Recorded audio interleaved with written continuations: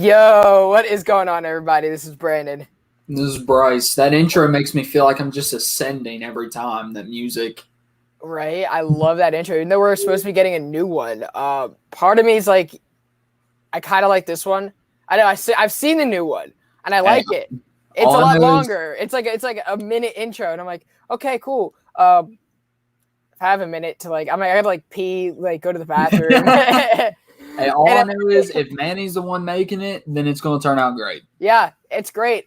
Definitely. You know, guys, this is Weekly Route. This is the show where we review our new comics that we've read. We tell you everything that happened in them, right? Some will spoil, some we won't. Depending on the books. I feel like some books you can talk about the ending because it doesn't have that big old boom, but some not really. But if you guys are here, let us know what you're reading. You know, we got a few people in the chat already. We got Sheena. She was the first one here. How are you doing? What is up, Sheena? And we got Rod just reading his comics. Yo, what is going on? Rod the Rican. It's been a busy week, man. How you been, Bryce? Busy. You just came from work, right? Yeah, I just came from work. I got off at 7, and then I work the next 2 days. Dude, so welcome to my life. Yeah, it's crazy, right? Because 4 straight days isn't bad, but doing the manual labor stuff that I do, it takes a toll eventually. Right. What's going on, Ian? And what is going on, Dale? Let us know what you guys are reading today, what you guys read this week, what you enjoyed. But yeah, it's we're in a really weird spot in the world. It's everything is back, but we're still in the pandemic, so it's still, people are still tense. I don't know, maybe it's different where you are in West Virginia, but we're in this weird thing where it's you keep your mask on, but if someone wants you to wear it, they'll let you know, or you'll keep your mask on your person. It's weird. It's weird as hell, especially when I'm doing. Our state already lifted the mandate. We lifted the mandate, but it's some parts of the state or some practices you still have to wear a mask, so it's weird. It's if everyone else is wearing it, you got to do it too. But we're here. We're talking about comics. Yes, we're in the pandemic, but screw the pandemic. The comics are here. I do want to address some stuff going on in the channel. We're completely relaunching Crisis on Infinite Rants. We're bringing on a new show called Archives, and we are continuing Creators Corner. You know, we're continuing Hall of Fame, Hall of Shame, which will be moved to a pre-recorded video. So if you guys don't see us live on Monday, it's because we will be probably recording it on Monday and dropping it on Tuesday if I can edit it, or Wednesday. That's really it. And then we're just going to be doing a lot more things with the channel, just more structural stuff. Yesterday was great. We were live with John Beatty. He was on the show, gave us an hour of his time. Beatty. Shut up, right? John Beatty. I still haven't learned, I guess, which was great. The chat was awesome. John was awesome. What's up, Chillmonger? What is going on? It was a great interview. I enjoyed that so much that when I got home from work yesterday, I immediately sat down and read the first 2 issues of Secret Wars and read the 3rd one this morning before I left. Yeah, I saw on the Marvel Unlimited. You know, I have access to it because it's my account. But yeah. It was awesome. If you guys want the Creators Corners to continue, watch the videos. You know, that's why that's how I'm able to continue getting guests. If the views are there, the interaction is there, which for the most part they are now. John Beatty Jr. is the next guest on July 21st. After that will be Kare Andrews from Amazing Fantasy. And then sometime in August, James Tynion will be on the show. But, wow. That's just so casually. It's the writer of the hottest books coming out right now. Well, in my mind, it's more I don't really, when I'm talking to them, I'm not oh my gosh, I'm talking to this person. It's more yeah, I'm talking to this person. You know, we're going to have a great conversation, and that's what we're here for, just to talk comic books, talk about their work. It's not, I don't know. I respect that. Ben Tom Taylor, are you sure? Are you sure? Can you predict the future? If you want Tom Taylor, spam my comment section on Instagram, and I will screenshot it and send it over. But Hey, Sheena, all you got to do is tell V to spam Brandon's comments for Tom Taylor, and she will do it in a heartbeat. Yeah, I guess. V single-handedly will carry that. Exactly. Rod, if you ever want to be interviewed on this show, you are more than welcome to, bro.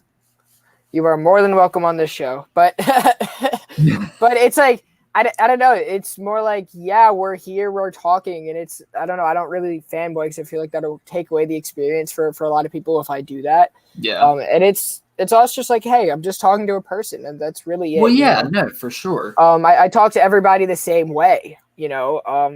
Like I'll speak to you the same way I speak to the guy at the grocery store, which might be, hey, what's up, fit to be read, you know. So I am the guy at the grocery store. I mean, you are the guy at the grocery store. That's where you just came from, the grocery store. Yeah. Yo, but yeah, just the world has been kind of crazy. Rod, you got so nervous just typing that. But let's talk about comic books, and let's not get. I was going to talk about the insane gas prices there are nowadays, but I don't want to talk about that, just because I don't know. I went to refill my tank, and I'm like, dang! This time last year, I was able to get my tank refilled for $20. Now I'm damn near $50. I still somehow get mine filled for $25. That's insane, dude. Like, gas is getting expensive. But let's talk about these books. We read some books this week. Exactly. In an extremely light week. Like, I actually only had 4 books this week. I only had 13. Yeah. I mean, there are books that I read. I'm just not going to talk about some because I don't think that they're yeah, kind of hold that conversation enough right now. Well, I would have had more, but I did kind of cut some out this week, like the Teen Titans Academy annual or yearbook or whatever. I cut that out. Right. I do want to talk about a book that came out this week that DC has done for the past year now. They've been kind of throwing these at us since Action Comics 1000, Detective Comics 1000, and now they're like, hey, we have these 80-year anniversaries. Let's just throw at people. Charge $10, 100 pages. So you get a good bang for your buck there. So it's like a penny a page, I guess. $10, 100. But yeah. It was a light week, so you bought a Darth Vader number 9 and 9.8. There you go. Congratulations. Dang, that good is tough, to have. You know, I gotta get mine submitted. I think it could be a 9.8. There you go. I have mine in an omnibus and a trade paperback. So and I could pull it up on my phone, and it's gonna be just as good. So yeah, for sure. I do need to read that run eventually. Dude, it was a great run. That's gonna be something that we're gonna have in archives sometime sooner than later.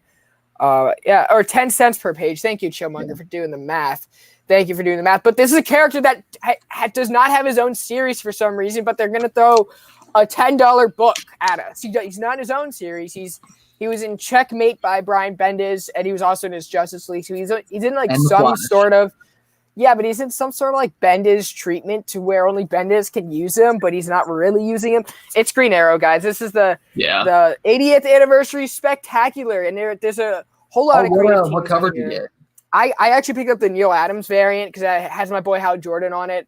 I'm not going to not pick that book up because this is just an iconic age in comics. Also, the last part of it was a tribute to Denny O'Neil. We're gonna get to that in just a bit. You know, I'm a huge sucker for Green Arrow and Green Lantern together and anything that Neil Adams is doing nowadays because I always feel like if Steve Ditko were still drawing or Neil Adams is one of the greatest of all time, so I always try to find his covers where I see fit. Thank you for the Rex you sent me. I'm planning to read them in a few weeks. Boom. Good. I recommend that Saga be one of those that you order. Yeah, Saga. I sent you the link for Volume 1 of Saga. Yeah, Saga it can be a bit graphic, but the story is beautiful. As long as you don't mind boobs, you're fine. God. I'm sorry. As long as you don't mind boobs, you know? I mean, might as well be frank and not beat around the bush. Right. All right. So the format for this book is basically written in the same way they all are, right? Each creative team has like this certain amount of pages, write a story. It's fun.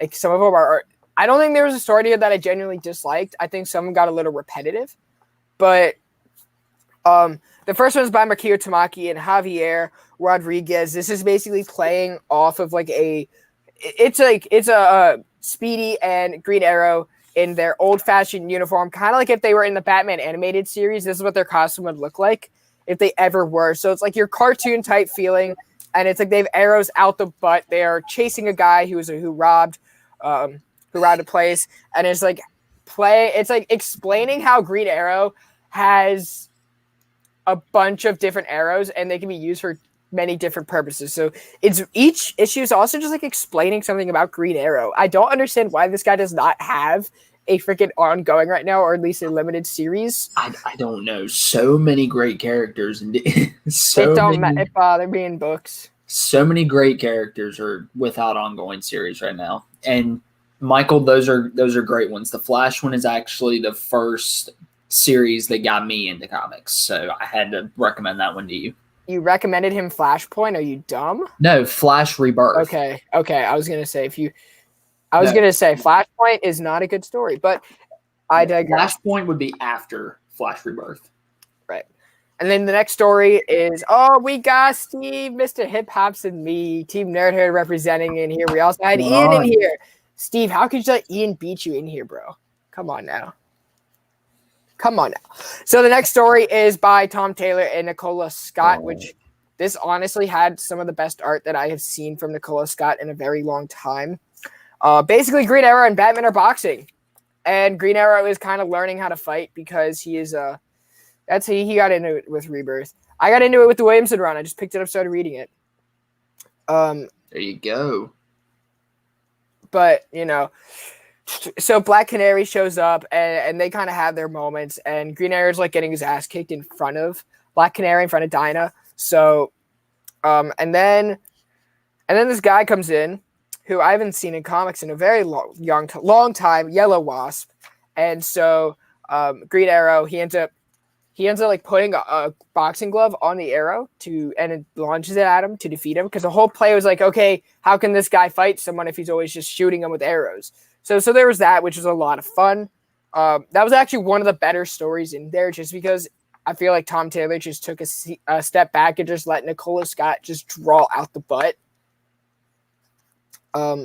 So there was that story, which is great. And then Stephanie Phillips did one with Chris Mooneyham, and that is the Justice League went out on a mission and left Green Arrow to be a house sitter, because Green Arrow in the Justice League is always the house sitter, and he's always like kind of taking that back seat in all the Justice League affairs. We're even seeing that in the Bendis run that I dropped because it was so bad. Well, Green Arrow does something that Batman doesn't, in the sense where he is kind of like he's more of the outspoken billionaire, to where he can just kind of house sit and just be like, yeah, I'm Oliver Queen. Like, yeah, but he's also like, I want to do something. He's like, I'm more than just a guy who shoots arrows. Come on now. Well, fair enough. So anyway, these aliens, they bust into the watchtower, and Green Arrow has to fight them all by himself. And when everyone gets back, they're like, oh, what happened? Nothing happened? What'd you do to my helmet? Or Hawkman's just like giving him crap. He's like, yeah, he just says like, what did you do? Moreover, Green Arrow, we got Naomi now. See, but here's the thing. You can have Naomi. You can still keep the same tone of that Justice League book in the in another Naomi book. I have no problem with her character. I actually enjoyed her series that Bendis did. Put her in her own series and have more of a Justice League feel. There's no reason whatsoever for Naomi to be the forefront of a Justice League story when she hasn't even been in comics that long enough to really be her own character. Black Adam deserves more of a spotlight in the Justice League. Black Adam is getting spotlight. No, that's what I'm saying. Like, Black Adam is another big-time new addition to the Justice League, and he deserves more of a frontline role, or more of a spotlight than Naomi, just because of Naomi's lack of history. Right. The other thing I really learned from this book is how many, like, low-key, how many women Green Arrow has slept with over the years. Because it's like, it's been so, it's like some characters, like, you got your Doctor Strange, you got, you have Hawkeye. Matt Murdock. Who is, like, known for sleeping with every single woman on the planet. Green Arrow, as we're going through, it's like, yeah, they're different women that he slept with. We just forgot about. In this next story by Mike Grell, written and illustrated, it's basically in the Longbow Hunter series. It's a sequel to that. Shadow is his partner, which is great. It's just more Mike Grell, more Longbow Hunter. So if you read that, this story is very much piggybacking off of everything. And just the costume and the way that it was colored is just so great. So great. And then the next story I wasn't really a fan of. I wasn't really a fan of the art. Usually I'm more of a fan of Jorge Corona, but it wasn't really that. Or no, this wasn't Jorge Corona. This was art by Christopher Mitten. Sorry, I'm trying to look at it right now. And the writer was Ram V. And this is basically a play off of the relationship between Green Arrow and Dinah in here. So it was titled The Arrow in the Song. So if you like kind of a romantic story, this is it. It's basically their honeymoon that got ruined, but it still ended up to be somewhat romantic. Well, it's Green Arrow and Black Canary. It's always romantic. Yeah, but I also feel like Romby didn't have enough time to write this story and make it like thoughtful. Yeah. So, we got Brother Joe in here. How are you doing, bro? What's up, Brother Joe? How you doing, man? But then we had the story which is drawn by Jorge Corona, and it was written by some of them they put at the very beginning and some they put at the very end by Brandon Thomas and Jorge Corona. To be very honest, this story was not. It wasn't the best. It was just a bunch of action, and it was a younger. I'm sorry. I said that's an interesting team. Yeah, Brandon Thomas and Jorge Corona. Now, Brandon Thomas has been doing a lot of good work lately. So for this, it really felt like out of touch. Like I like the fact that he's doing this. It was a younger Green Arrow. I feel like this was more like Green Arrow when he first started, like when he got back from the island. So he was like, I don't know, but the art didn't do it any favors because he was so scrawny in it. But the next story by Devin Grayson, who wrote Andrew. Now Devin Grayson did some work on Green Arrow a little bit. Yo, we got Comic Talk Weekly in here. How are you doing, sir? How you doing? And this is basically explaining the long relationship between Green Arrow and Arsenal. Now, I'm always a fan of Arsenal. He's one of my favorite characters in the DC universe. A character that I think that never got love, especially now in comics. But I would have liked for him to appear more. I'm glad that we got this story. So it was definitely it was them trying to teach a younger person and how Roy Harper is remembering how Oliver taught him and him trying to pass that along to the next generation. Wow, there's a motor in the background, but yeah, I know, right? Right. Kind of telling them to go somewhere else. So that was a lot of fun. And then you had a Phil Hester story, which if you read his Green Arrow with Brad Meltzer, I forget what it was called. The Archer's Quest. If you read The Archer's Quest, this was another piggybacking story off of that, which was very great. Now, The Archer's Quest was the first Green Arrow story that I read, and it was very good. Brad Meltzer and Phil Hester, it was great. And Roy Harper was in it a lot, so I loved it that way. And so was Speedy, the other Speedy in there. Whenever I'm talking about Speedy, I'm talking about his sister. When I'm saying Roy, I'll call him Roy. But that was another great book, Hal Joy. And it's basically playing off the relationship between everything in Count Vertigo. So if you were a fan of Count Vertigo in the TV series, when you've read Green Arrow, he was in here. And it was great. It was great. 100%. And then you had a Vita Ayala story where Deathstroke appeared. And this was Black Canary just going full ham on Deathstroke. It was by Vita Ayala, and the art was by Laura Braga, which this is the best artwork in the book. This was the best artwork in the book. By the way, if you guys read anything this week or liked any of these stories that we're going to be talking about, let us know in the comments. Make sure you guys hit that thumbs up, subscribe to the channel. I know it's out of order. There are a few more stories left in here. This one was an old man kind of. This is by Ben Percy, art by Otto Smith. It was like the Sympathy of the Woods title. So they all went out to the woods and they all went camping. Fine. This story was very unnecessary in my opinion. But the last one this is my favorite Green Arrow story. This is my favorite Green Arrow story. It was by Jeff Lemire and Andrea Sorrento. Ooh. So if you like the Gideon Falls team, now they did do Green Arrow in the New 52, which is why I loved this. And this is the last Green Arrow story ever told. He goes back to the island, and someone is there and had an arrow that he used or that he gave to them, and he used it to light himself on fire to basically end his life, to end his story. So hence the last. And it was a great issue. That was a great story. And I want to go back, and I actually traded my hardcover for that a while ago. But the last story in here, which is written by Danny O'Neill's son, and the art is by Jorge Fornes. Larry O'Neill wrote it. It's called Tap, Tap, Tap. Like you're tapping out, tap, tap, tap, you're tapping out. And this was So there's a little boy in this. This is a silent issue, so which means that it's all art. There's a little boy. Oh, wow. And he's reading the comic books that his father wrote, it's about the little boy and he's growing up. Okay. Little boy, he's growing up, he's reading comics, he's writing them. And it's a walk through Danny O'Neill's,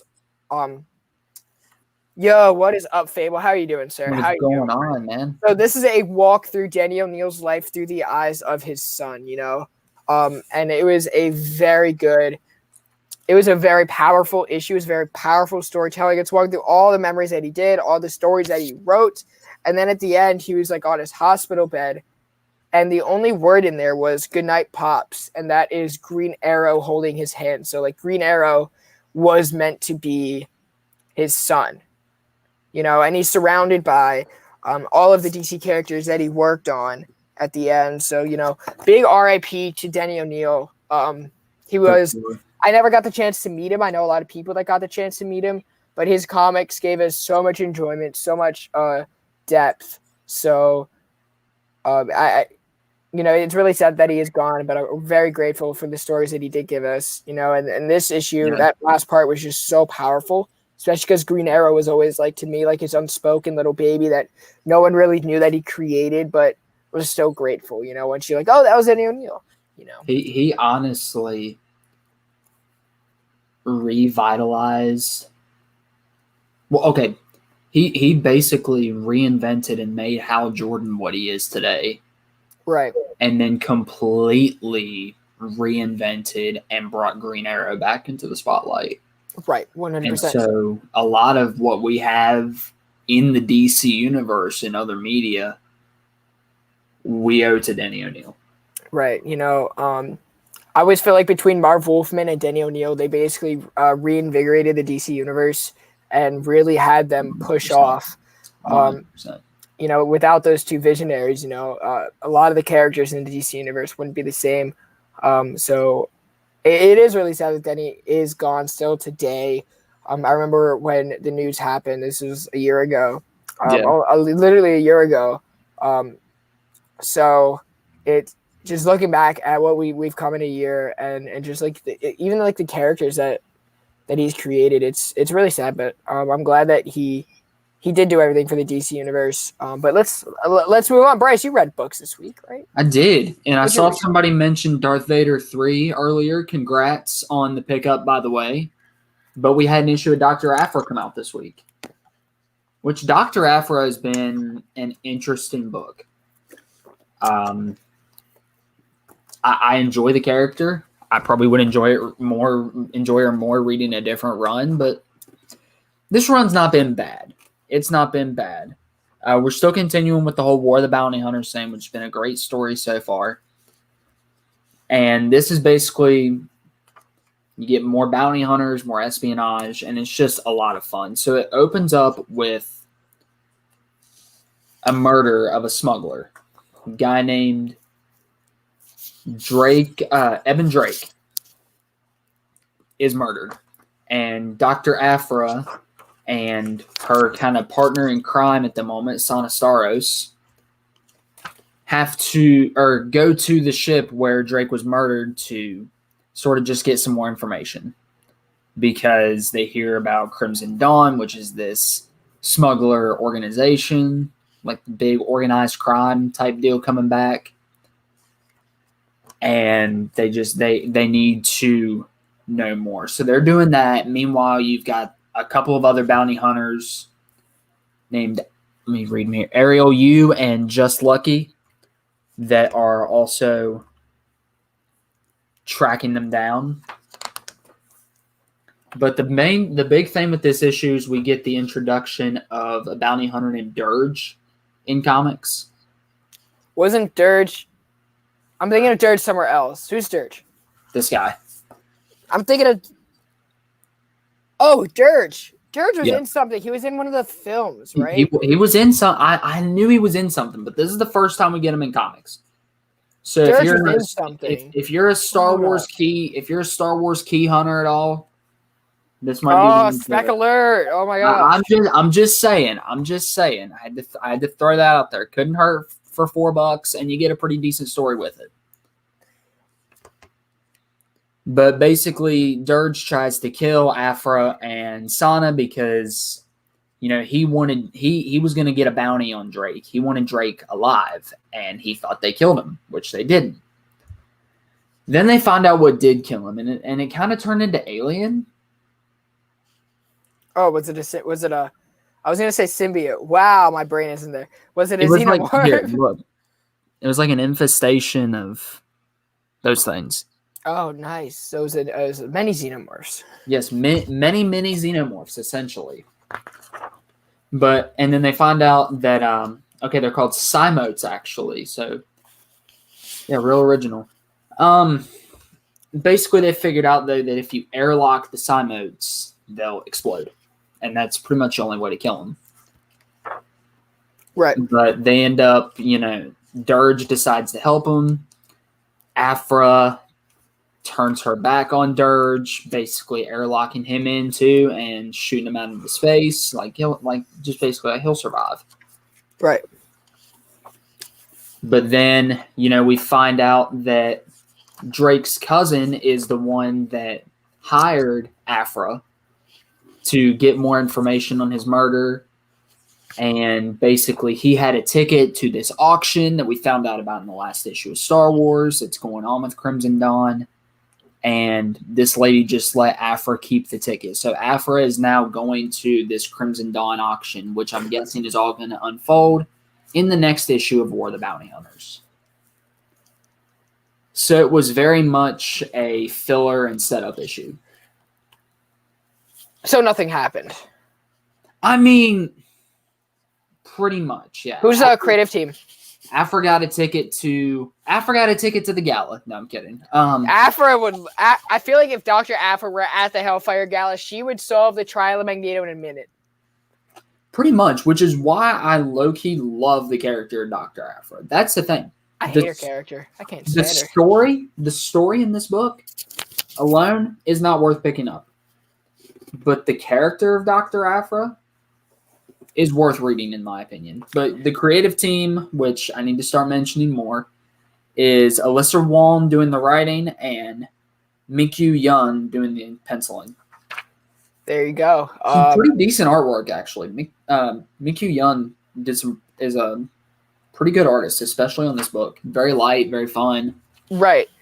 The one thing that I don't like that is going on in comics today, I don't know if anyone else can relate. If anyone else can, let me know.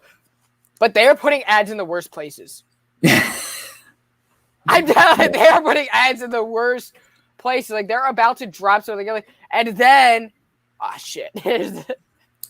Also, I'm sorry. I'm so glad that this is the last week that I'm going to have to see that stupid X-Men ad. Oh, the one where it's like, Earth's greatest heroes, the X-Men. The only freaking double-page spread in the book, and it's an ad.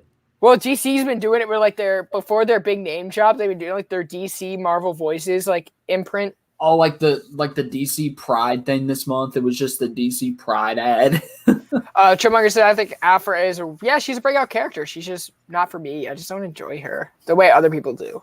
I don't know. I don't enjoy her at all. Indiana Jones and space aspects. To me, I think that should have been done sooner. I don't know. I think she's very much an inconvenience to Star Wars right now. And it's like, if you want to throw a character in there, just Dr. Afra. We'll just ruin everything. I don't know. I mean, Admiral Holdo was in the last issue of Star Wars. Yeah, and Admiral Holdo is more badass than a Dr. Afra book's ever been. Well, the book, maybe not the character. Though. Oh, you're talking about in the movie Dr. Holdo? Well, I'm to Admiral Holdo, who showed up first in Last Jedi, showed up in the last issue of Star Wars. Yeah, as a literal 16-year-old intern. Fair enough. Next book I want to talk about is The Amazing Spider-Man. This is the Chameleon Conspiracy. They're giant size because they don't have enough issues because Nick Spencer is introducing so many other topics, so many other characters. You can't pay them off in their own story. Left in his run. No. Yeah, 5 issues. But what Sinister War? He really has 20 more issues with everything going on. If you think about it. I'm sorry, I'm not happy with it. So they say it's like, okay, it's gonna end at issue 74, and now we get 69.1, 69.1 LR, giant size 69.2. right? I'm just like, it's ridiculous. Like, okay, so there's an abundance of artists. There are 2 writers, Nick Spencer and Ed Brisson. Art is by Marcelo Fiera, Carlos Gomez, Z Carlos, and Ig Guara, like IG Guara, like IG88. Yeah, I think IG88 drew this comic book. But so this is not the droid we're looking for. This is not the droid we're looking for. So the art shifts in here are so stupidly dumb because it's like it's not even like the fact like, yeah, you're changing like complete inking colors, everything. Yeah, it's gonna look different. There was no flow whatsoever. We got aggressively relaxing in here. How are you doing? That is the best YouTube name I've ever seen. Aggressively relaxing. But the panel layouts change to a point that throws the whole tone of the story off. I don't know. It's just weird. And I think like they messed up a few costumes, but I'll have to go back and double check. But anyway, we're wrapping up the Chameleon Conspiracy. So it's basically playing off the whole Teresa Parker, who is Peter's sister, and how she's trying to find out who murdered her parents, how the Chameleon is involved in everything. And then we have the Foreigner and the Clairvoyant, who Chameleon is trying to kidnap. Foreigner is this guy who is basically hired Chance, Jack-O-Lantern, all the characters that we saw earlier in the run that are finally now getting paid off. And Teresa Parker puts Chameleon behind bars. Chameleon looks like a big fat douchebag who doesn't know anything, because I think he's a waste of a villain in this run. I think that this did nothing whatsoever. I feel like if you just cut this run out, you would be certainly fine. Or this story arc. But we get a little bit of a flashback to the Chameleon and his family and basically everything that he is doing. Nick Spencer retcons ASM 302 and ASM somewhere in the 270s. But good Lord. Yeah, he loves retconning stories that he grew up on. So it's perfect. Spider-Man saves the Clairvoyant, and why there's Clairvoyant in here, God only knows why. But this book is so weird because it goes up and down. It's like, it's great. It sucks. It's in the middle. So I don't care. Gosh, just 5 more issues and this is just going to be jammed into my head. You aren't following High Republic. I am following High Republic, but I think you're talking about Chillmonger. I need to catch up desperately on High Republic. I've only read issue 1.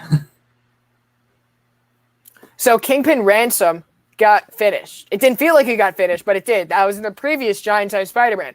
Why they're giving Nick Spencer more issues to wrap things up is just proof enough that he hasn't formatted this run correctly. And the Kindred saga is only going to continue because Kindred shows up and the Chameleon sell. But before that, Teresa and Peter share a moment, and why Peter's wearing his mask the whole damn time he's with her made no sense to me. So it's like, yo, you're hitting your marks. You know you missed. Well, does she know who he is? That's his sister. Of course she knows. Because she addresses him as Peter. Teresa. My bad. I don't know why I thought Teresa would, like, they brought his parents back again. No. But, yeah, Teresa, when she tells Peter about how she put the Chameleon behind bars, and because that happened off panel, and the Chameleon really, like, turned her into, like, a chameleon, like, put the Chameleon mask on her. And she's like, yeah, that's not who I am. I'm not doing this. And then Silver Sable's in here, and she's coming in because she's going to have a role in Sinister War. Why? Because no one cares. The Foreigner hires Taskmaster to come in, but we're not even going to see him. He's going to get the Mephisto treatment in here because, again, no one cares. It's weird because like this book is so up and down, and this was a clear miss. This was a dud. And then Kindred comes in, and he's like, yeah, we're doing this. He's like, I have a war, and you're going to be involved. We're going to collaborate. And Chameleon's like, oh, yeah, I don't have a choice at this point. It's next issue we're leading into. But it ended with Kraven, Doc Ock, and the Lizard. They're kind of the Sinister Six are coming together in a very big bad way. That's like a page long. And no one cares. Like I keep saying no one cares because when you introduce every single character in the Spider-Man mythos, like you even have to bring in Chance and Jack-O-Lantern. Yeah. And I guess no one cares. because you didn't give them their own breathing room. This story has no breathing room whatsoever. Who's a character he hasn't introduced? Uncle Ben? No, Uncle Ben's in the forward all the time. It's hard. It's like, who's not in the Spider-Man book? You think about Hydro Man, I don't think has appeared in this book. Venom, Eddie Brock, because he's in space. I mean, I would just keep saying Hydro Man. Hydro Man, yeah. I mean, Batman hasn't appeared in here yet. At least I think. Invincible hasn't crossed over again. Yeah, you haven't seen Spawn. Hell, Spawn would come in here and kick Kindred's ass like there's no tomorrow. End of story. That would have been a lot of fun. See Spawn take over Kindred, that would be so much fun. But Brandon, the fact that you have suffered through 70 plus issues of this run already. Oh, and the tie-ins. When this is over, how are you gonna feel? Well, now what's going on is they're giving Spider-Man like the X-Men treatment and having like a head of web. I'm calling it the head of web. I'm sorry. But the web head? The head of web. Because you know how Jonathan Hickman is like the head of X? Yeah. Yeah, they're having someone being... Head. No, the web... The head... No, the head of web. And it's like all these creative teams is going to be centered around Ben Reilly. Because Peter is going to die, I guess. And I'm like, oh, I don't like Ben Reilly. I hate Ben Reilly. But Zeb Wells is returning to the tube Ben Reilly, which I don't care for. So, will I get a Spider-Man story that I will actually enjoy? No. Miles, maybe? No. Just like the good Lord can't hit a curveball, the good Lord cannot have me enjoy a Spider-Man book. You trying to tell me Jesus Christ can't hit a curveball? Yeah. Major League. If you guys have not seen Major League, I'm pretty sure it's happening on with the Mets and the Yankees right now. Oh, my Lord. Okay, so after Brandon gave me a migraine, we're going to talk about a good book. That gave me a migraine reading it, a double migraine talking about it. Oh, Daredevil. Just Daredevil dope. number 31 by Chip Zdarsky and Mike Hawthorne. What's this? Mike Hawthorne. Mike Hawthorne. I miss you, Marco Cicchetto. I'm just going to say that right now. I miss you, Marco Cicchetto. It's been an issue. I do not like the way that Mike Hawthorne draws Matt Murdock. Everything else is fine. His Wilson Fisk is fine. His Wilson Fisk is good. His Elektra is fine. His Matt Murdock, no, I don't like it. I didn't like his Hammerhead. Yeah, Hammerhead was kind of stupid looking. It's always stupid looking, but this time he was like extra dumb. But, okay, so we're going to break it down in a sec. But basically, this issue in a nutshell, we know Bullseye's back. Yeah, you know, like that Elton John, the bitch is back. Yeah. That's Bullseye. That's Bullseye's motto now. He's like, Bullseye's back. I'm a bitch. He's basically he is having another psychotic breakdown, thinking he received a message from God. But that's a new character, though. To kill everybody. Okay, a godlike being. Basically, Bullseye's on a mission from God to kill everybody. Jesus Christ told him to kill him. No. Because he couldn't hit a curveball. Whoever this character is, Bullseye's on a mission from him, and he was just like, why don't you kill everybody? And Bullseye said, challenge accepted. He's like, yeah, because the Winter Soldier didn't do that. Yeah. That's the end of the book. Leading into it, we've still got Matt in prison, which this was a lull of that. I've enjoyed that story so far, but this issue was definitely a lull. Let's be honest. This issue is intended at people who are reading Daredevil, because like, if you're not reading Daredevil right now, you're not going to start at this issue. No. It's more of the same stuff. Matt Murdock's in jail and beating up people. Elektra's going to beat up a few people, and yeah. But, we needed this lull for what's coming in issue 32. Oh, yeah.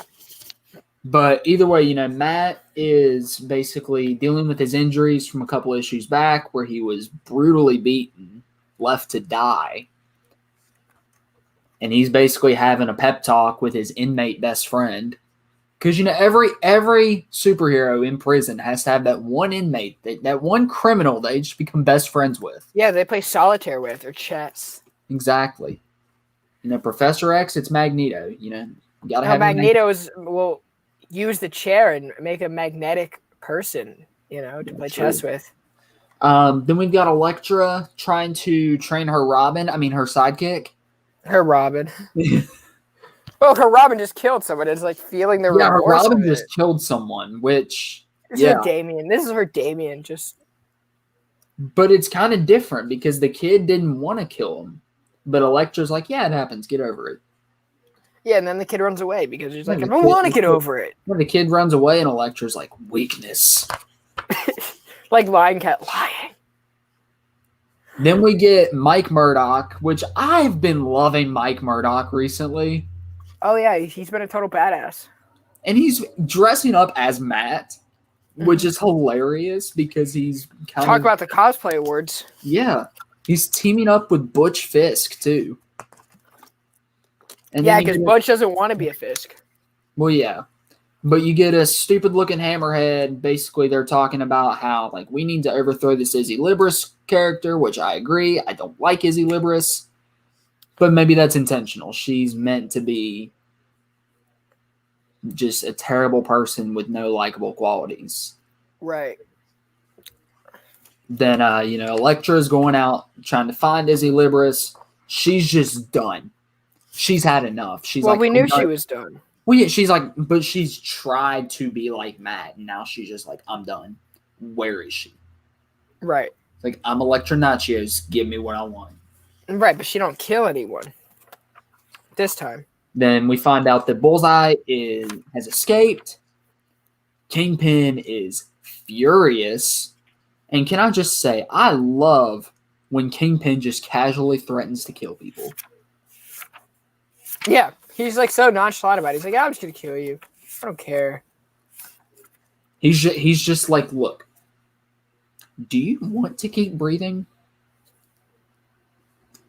Good. Now we have some work to do. That's pretty much it. That's pretty much all he has to say to you.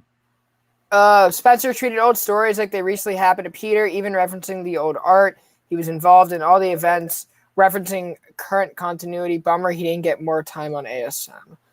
I think he had too much time. I don't think we agree. I agree with everything you're saying, except for the last sentence. If he would have had maybe a 35 or 40 issue run, and they would have said, okay, you've got 40 issues. He could have told his stories more concisely. Because I think where they were just like, hey, what do you got for ASM this month? It's like, well, I only have this I feel like he's trying to do too much. I think he's trying to do too much. I only have this much story to tell, but I can stretch it out if you need me to. Well, it seems very forced and very reluctant for him to stretch it out. It's more like condense it. It's more like I'm going to introduce a lot of stuff. And then Marvel's like, oh, you have till this. And he's like, well, I already introduced all this. And Marvel's like, and he said, well, I did so much. I set up so much. How am I going to pay it off? And they're like, yeah, figure it out. You could have this, and this, and oversized here. But pretty much. I think like a lot of the retconning. Wait, whoa, look who's tuning in a weekly wrap up. Oh my God. ComixKingsception. Oh my gosh. Ryan and Chad. What's up, Ryan? The Elektra face art going into Kingpin. Oh my, that was like my favorite panel. I was like so tempted to put that in the background of this, but I couldn't. Elektra or Kingpin? The Elektra, it's just her face like, ah. But yeah, basically Kingpin's ticked. Him and Typhoid Mary are working together, which love the pairing, by the way. Yeah, their pairing is so casual. They're like, yeah, let's just do this. And then we find out Bullseye has escaped. He's killed a couple people. He's still hearing voices in his head like Bullseye always is. And this is when he gets a message from Archangel. I mean, God. I mean, whoever this is. Ecstasy. It was great. Ryan is smoking that Daredevil pack. The only thing I didn't like is Mike Hawthorne drawing Daredevil. I mean, I didn't mind it. Matt Murdock. It wasn't the worst. It wasn't the worst, but his face was off to me. I thought this issue was very bland in the sense that, oh, Daredevil's been so great lately. This just gave it more breathing room. Yeah. And again, it's like kicking off a new arc. If you haven't been reading the past 30 issues of Daredevil, everyone's been telling you it's great, and you're just missing out at this point. Everyone from day one has said this story is great. It's self-contained, like every Daredevil story is. But You're not going to jump on an issue 31. Part of the issue, though. We get to my favorite part of the issue. Matt blackmailing the warden. Yeah. That's all you need to know. And this is the best part. Right. He basically disarms his panic button and is like, and it was like, are you gonna do something? He's like, no. I'm like, no, I didn't disarm the panic button because I didn't want anybody to come help you. I want you to scream for help. Yeah. And he did. And then Daredevil just got on his knees again. And he was smiling, and you see Elektra with Izzy basically saying, we need to stop everything that's going on here. Izzy even said she was tired of it. Right. We need to stop everything that's going on with the Hand. So we know that there's more of the Hand coming up, which I'm always down for the Hand. I love the Hand. But at the end, we basically get Bullseye killing everybody. And it's teasing a citywide homicide. We got to give Marvel credit for keeping Mayor Kingpin around. I thought that, yeah, exactly. That's something that I think no one has really thought about is why Kingpin is still mayor. I think they have plans for him. It's just they're burning it over a few years, letting it really be known. I think by the by the start of the new Spider-Man arc, that should wrap up. But I don't think he'll be around for as much time as we what title did he get elected mayor in? Was it Spider-Man or Daredevil or was it Punisher? Because I thought it was Punisher. I remember them doing some mayor stuff with him in Punisher. I don't remember exactly. Which, by the way, we need I a don't new remember Punisher exactly. series. I know it's not going to happen this year because of things that happened at the beginning of the year, but we need a new Punisher book. Oh, yeah. Matt Rosenberg's Punisher was great. I liked it, but I liked the War Machine arc. That was my favorite because I was like, wow, that's so cool. Punisher War Machine, yeah. That was so cool. That was my favorite arc. But yeah, that was Daredevil. Kind of a lull issue, setting up some fantastic things to come in the next few issues. Yeah. So what you we got Travis in your station, sir. Station. Who did start? Yeah, if someone has their Google open. I'm on Google it right now, actually. You can do that while I talk about Cable, number 11. This is by Jerry Dugan, art is by Phil Noto, and we have not really talked about any DC books this week except for Green Arrow, which I did want to throw in there. But, so, what's going on? Strife is wreaking havoc across many, many different timelines, right? And Kid Cable, brought back the old man. And Esme don't like it. And the Summers family is kind of in a weird situation because it's you have old Cable and Kid Cable, and Hope Summers is just she's so confused. It's great, but Kid Cable and Old Man Cable have to team up, and not Esme, but Sophie, one of the Cuckoo sisters, comes in. She's like, "Yeah, we're dumping you," and Cable's like, "They can't get any worse." Cyclops is still rocking his little Gucci shades when he's in the Summers house, trying to be a parent to a kid who is double his size. And there is the Knight of Gladiator, the person who Cable took his sword, comes in, and we're just getting this whole bombastic team up. Old Man Cable gets resurrected, and him and Hope share a great moment. Phil Noto's art in here is just spectacular. Not to interrupt you, but I have an answer to the question. Oh, go for it. Daredevil 595. So Charles Soule started Mayor Kingpin. Okay, so cool. Spec alert. Yep. Spec alert. Read your books. Touch them. If you're gonna spec on your books, you better read them. Exactly. Unless they're really expensive, then don't ruin your investment. I would hate that. Read it digitally. So the Cables come up with a plan for how to take away Strife, and Old Man Cable goes to Magic, gives her this token, and Magic joins the party, and so that token will be used later, possibly New Mutants, because Hickman's like, yeah, we're going to just put this in this book so no one's going to remember it. Remember it. Calling it right now. Domino is in there with Kid Cable. Why is she not with Old Man Cable is kind of weird, but it's also, I get it. They get Deadpool, so if you liked what Comic Talk Weekly, you sign all your books. Nice. That's an alpha move right there. There you go. You sell it, and they get to the last page, and there's a big signature at the end. That's some big dick energy. That's some big dick energy right there. So Magic and Old Man Cable, they are doing their thing, right? And Kid Cable goes back with the gladiator, and he's like, "Yeah, I'll get you the sword. I just need it for a few more minutes." And so like everyone, Deadpool's so adamant on calling this team the X-Force because it's Domino, Cyclops, Jean Grey, Deadpool, Cable, another Cable. So Kid Cable goes to Esme, and he's like, "Yeah, I'm going away, but I want you to come with me." She slaps him across the face, but then they share a moment. And Jean Grey puts Deadpool to sleep. And the ending is they see Strife kind of in like this apocalyptic speech. Like, you know how Apocalypse at the end of X-Men The Last Stand was like, I'm making a huge speech, big bombastic thing.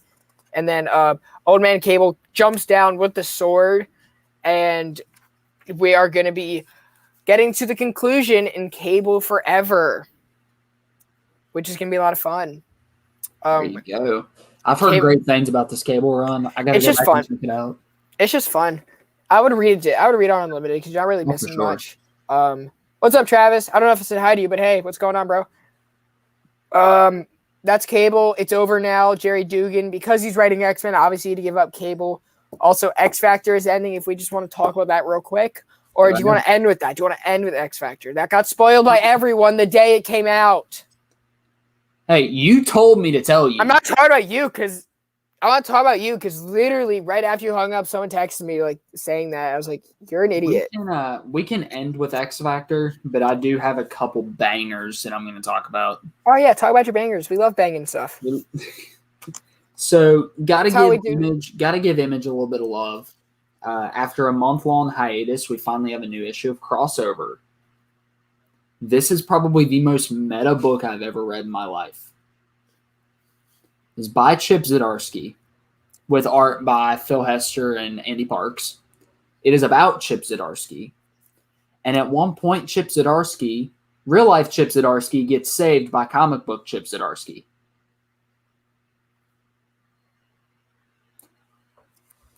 Yeah, so basically we know that in Crossover, comic creators are getting hunted.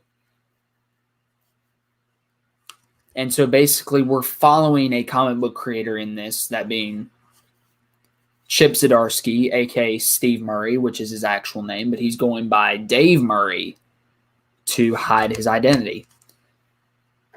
Basically, he is a fry cook at a fast food place, keeps screwing up,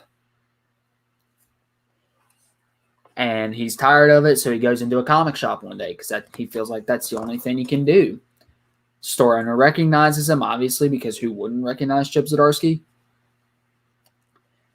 And basically, they go out to dinner. He talks about what his plans were. He's like, yeah, I was supposed to bring back Spectacular Spider-Man. I was supposed to, my characters might be coming after me. And then this dude's like, you think Howard the Duck's trying to kill you? What's going on? What's going on? What's going on, Slim? Why does that look like Alonzo? But okay, never mind. It's not Alonzo. What's up, Slim? But then he brings up sex criminals. What's up, Bobby? What is going on, Bobby? He's like, yeah, think of Sex Criminals issue 14, where he doesn't know what, and we find out that's where he introduced himself into a book. Him and Matt Fraction decided to go full meta and introduce themselves into the issue. And so Chip Zdarsky from Sex Criminals issue 14 makes an appearance. Chip Zdarsky thinks he's trying to kill him, but Comic Zdarsky is like, no, I'm trying to save you. So this is all about Chip Zdarsky. Yeah. It's Chip Zdarsky and more Chip Zdarsky by Chip Zdarsky. It's fantastic. And Phil Hester. But basically, they're trying to get Chip to safety. Comic Chip Zdarsky sacrifices his life, and they are going to, or real life Chip Zdarsky's like, hey, you got to help me find the guy that killed my friend at this point. And then which I haven't read this book, but I recognize these people, I think. Correct me if I'm wrong. The detectives from Powers. Yeah, Powers is in here. So, yeah, Powers is going to start to play a part. And next issue, we get more, we get our original creative team back. The thing I loved about this book was just how meta it is. My favorite, one of my favorite shows of all time is Community, if that tells you anything about how much Isn't that on Netflix? Yes. I'm going to have to watch it. If that tells you about how much I love meta humor. So this book was made for me, and this would have been my pick of the week if not for the last book I'm about to talk what was your pick of the week? Oh, it was the book you were going to talk about. Okay, I have it right here. It's that one. Do you want me to go ahead and talk about that one? Do you just go for it. Talk about? Okay, go for it. It's Beta Ray Bill. The book that just beat crossover was Beta Ray Bill #4. Good God. Daniel Warren Johnson can draw. Marry me. I mean, that's I.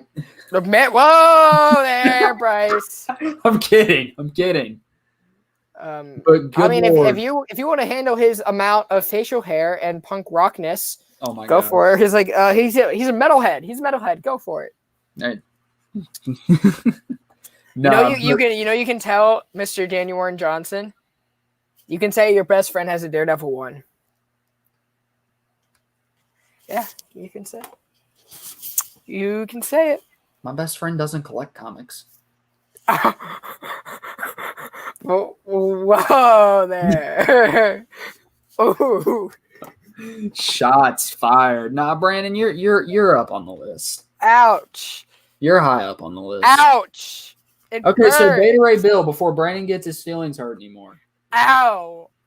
Basically, he starts out with this vision of him in his regular Corbinite form, and I feel like Scuttlebutt when Beta Ray Bill's about to reject him in this book.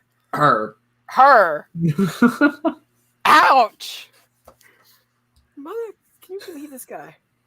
Can you? I'm gonna talk to Daredevil. You're gonna talk to Daredevil. Yeah, what's up, Daredevil? Foggy answers. But no, basically, Beta Ray Bill, he's having like this fever dream, and he sees himself transforming again. Come to find out, this basically the same things that showed up in Dr. Aphra showed up here.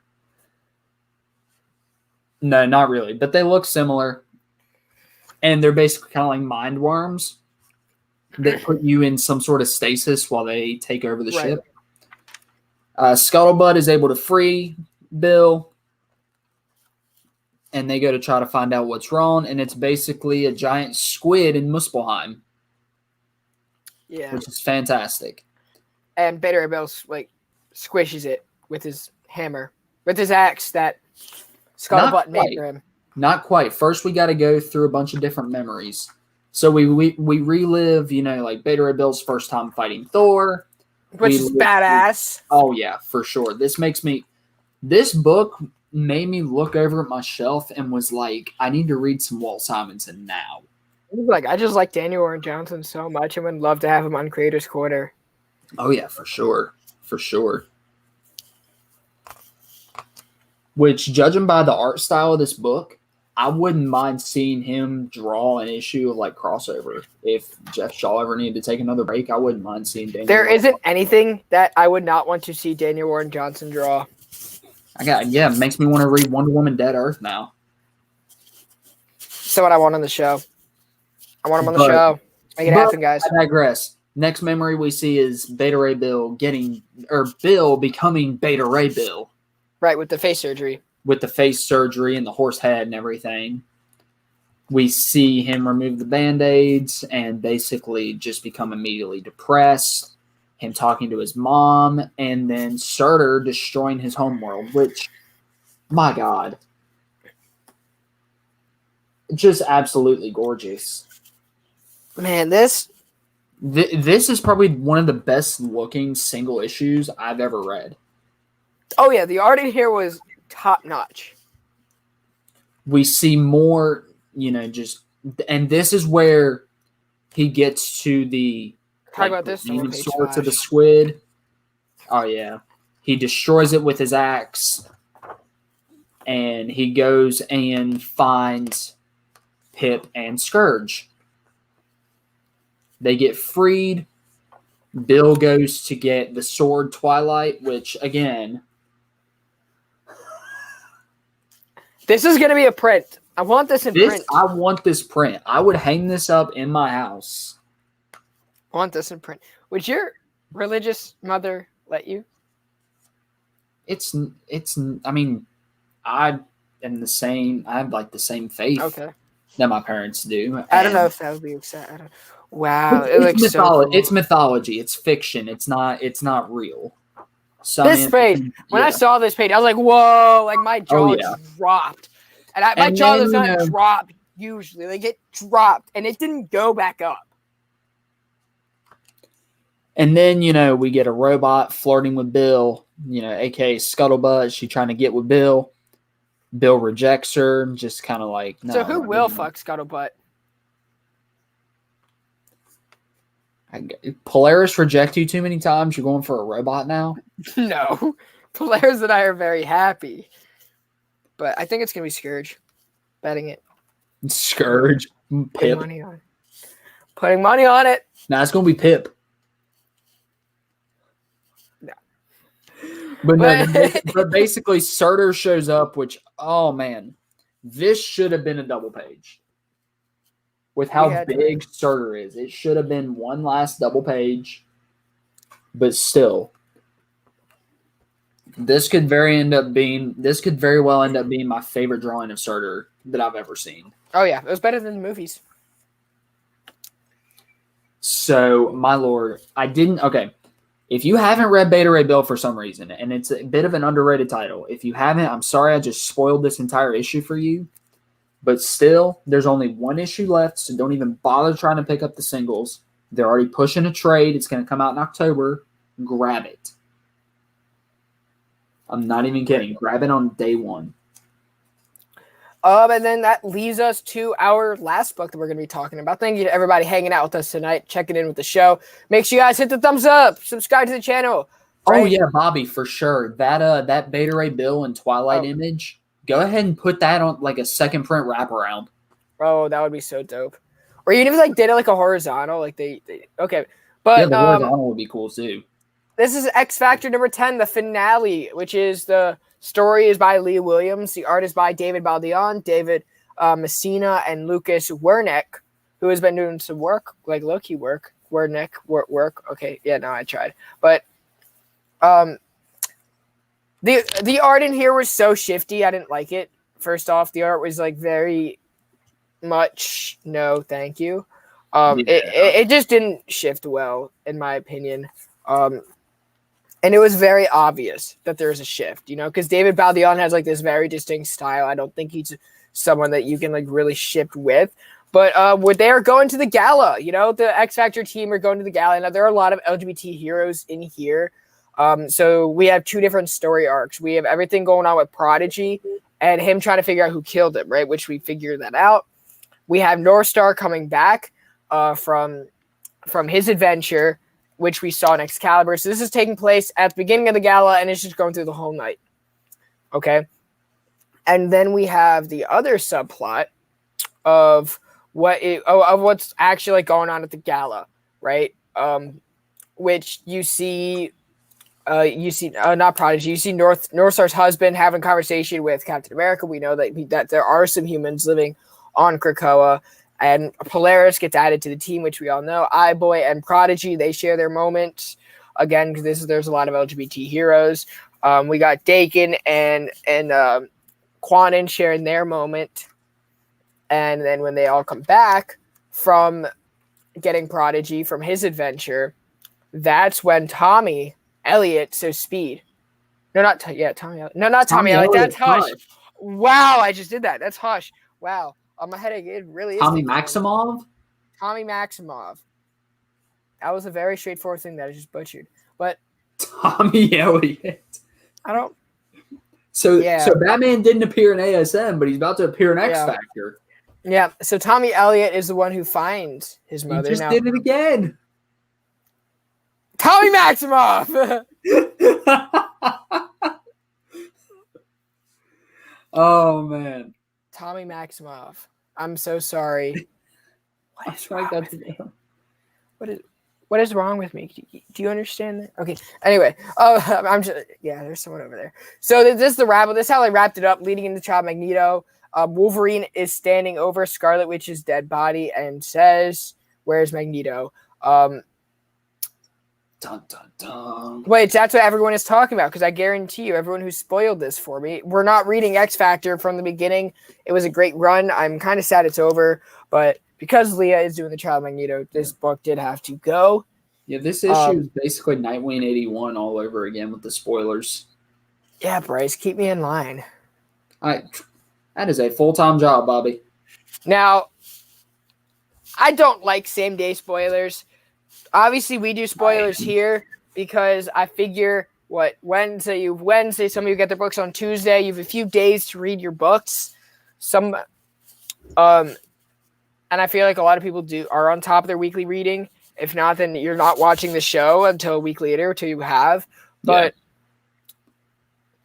I liked it. I liked the book. I just didn't like the art shifts. It was definitely a great way that Leo wrapped it up, and it's gonna lead into the Child Magneto.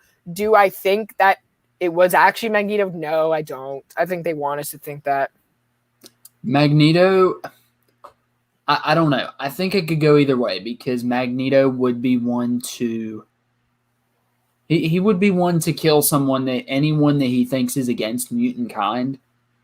Right. But where they consider Wanda a human at this point, he's not one to violate mutant laws.